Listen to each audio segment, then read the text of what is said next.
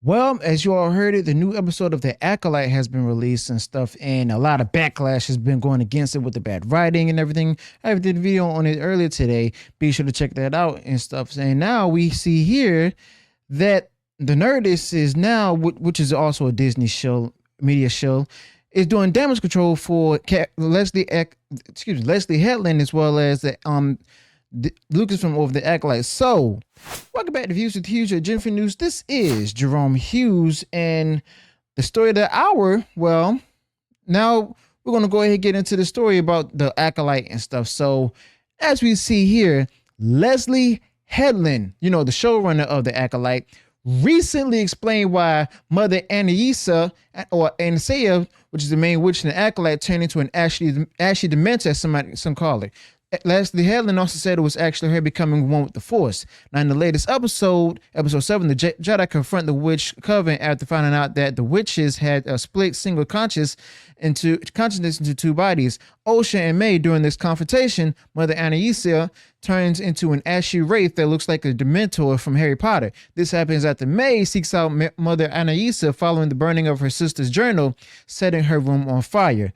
It also happens as Corey and Tobin are about to fight each other. And not only does Aniseya turn into a ghost-like figure, but she also starts transforming May into one later too. And later in the episode, which the witch named Coral can do that as well. But in an interview with Nerdist, another Disney Media Shill, Leslye Headland was asked about this scene when May asks for help, and Aniseya not only starts to disappear, but she makes May turn into a shadow too. Can you explain what's happening here and why? And, Leslye Headland explained that Aniseya, I think that's how you pronounce it, is really worried about violence in this situation. Jodie Turner-Smith and I talked about how this means two things. First, Aniseya must have grown up in a place where violence was common, and she saw and experienced it as a child, and it shaped her. So her main concern is keeping her kids physically safe from harm. And second, she doesn't want her kids to her legacy to be stained by violence. She wants to remove them from any violent situation to protect them completely. Now, Leslye Headland explained that she was actually becoming one with the Force. And Leslye Headland said the first thing Jodie and I talked about when we were creating the character was why she would dematerialize. It's like what Jackie says in episode 4, and it's an honor to see someone transform into the Force, which is stupid. And I believe Aniseya is transforming herself into May into the Force. That way it doesn't kill them. Okay, so Leslye Headland is saying that this group of witches who early in the Acolyte talked about their powers being dark and unnatural now have the ability to transform into the Force whenever they want. But if they're using these dark and unnatural powers, they shouldn't be able to become one with the Force. And these witches are corrupting the Force with their dark magic and clearly not aligning their will with the Force's will. And it just doesn't make sense that they could suddenly merge with the Force like that. Now, the Acolyte used to call the power of the witches use the thread instead of the Force. And Leslye Headland explained how the witch's power works and how it's different from the Night Sisters' magic. Now, Leslye Headland said the Night Sisters strictly use the magic. Mod witches have a mix of magic and the Force. They refer to the Force by a different name and try to develop their sensitivity to it without Jedi training. Now, they're exploring if it's even possible to tap into the Force without being taught by the Jedi. And Leslye Headland continued during the Ascension ceremony. You see them harnessing the power from various sources like the physical location of the Avengers on the planet. What? The movements of heavenly bodies like the eclipse and the forces beneath the earth. What? They're drawing power from nature, magic, and the Force. We never just say they're using magic like the Night Sisters or they're using the Force even though they're not Jedi. Instead, they're combining elements from nature and the Force to gain their abilities. And this is just another way that Leslye Headland and Disney Star Wars are ruining Star Wars. And it really shows that George Lucas was actually right about this. The people running Lucasfilm now are just don't get Star Wars, and they definitely don't understand the Force. Okay, but at the Cannes Film Festival, as you all know, George Lucas said that I was the one who really knew what Star Wars was. who actually knew this world, because there's a lot to it. The Force, for example, nobody understood the Force.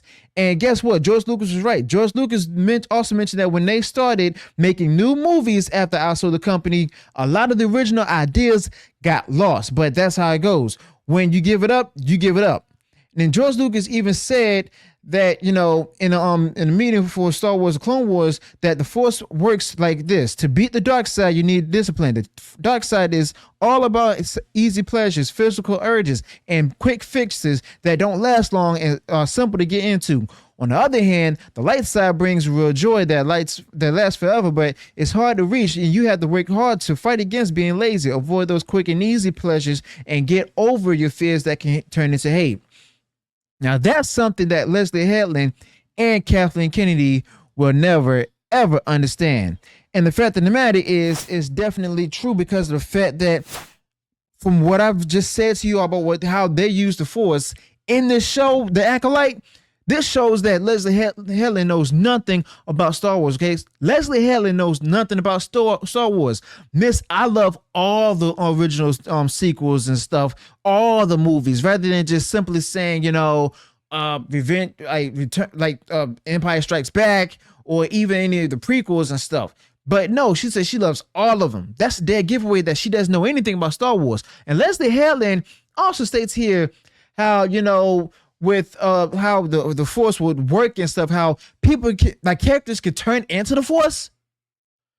You can't turn no character can turn into the Force. Okay, if you're a Jedi and you wield the Force and stuff, you're gonna have a Jedi spirit. You're not going to be able to turn into the Jedi itself. I don't know where they got this idea for witches and stuff in this show, The Acolyte, which was created by Leslye Headland under Kathleen Kennedy. No one can turn into the Force. Okay, that's just dumb. Okay, that's just dumb. Basically, it seems like they're taking you are what you eat into a whole different level, different perspective and stuff. But the fact of the matter is, no one can become the Force. No one can be turned into the Force. No one can use nature and the Force and stuff, when the Force itself already helps you, basically to like George Lucas says, got to be disciplined in order to defeat the dark side and to wield the Force. There's no way in here have these characters shown any discipline, at least from what I've seen and stuff from different views of The Acolyte. And the fact of the matter is, Leslye Headland still got it wrong. Well, I want to say still got it wrong, because this is her first Star Wars project, and it seems to me that she learns nothing from this except for giving Kathleen Kennedy what she wants. Okay, and the fact of the matter is, this show is definitely dead on arrival, and it's unfortunate, yet it's also true. So let me know your thoughts about this in the comments below. What do you think about this whole thing? Do you think that okay, Leslye Headland did a great job with the show, with how she used the Force, how she saw the Force, and like how she gave the Force the thread? Or do you actually hate it and you wish that Leslye Headland was gone now, as well as hope that Kathleen Kennedy is fired, and you think that Star Wars is dead? Let me know your thoughts about this in the comments below. Also, be sure to include any additional thoughts you might have of this particular topic, even if you have any hope in the franchise of Star Wars. If you enjoyed what I shared in this video, go ahead, smash like button, share far wide Crossroads Media. And if you haven't done so already, and you enjoyed all the content that I put out there, go ahead, subscribe to the channel, click the bell notification, so that way you'll be notified of future uploads and updates. Till then, peace.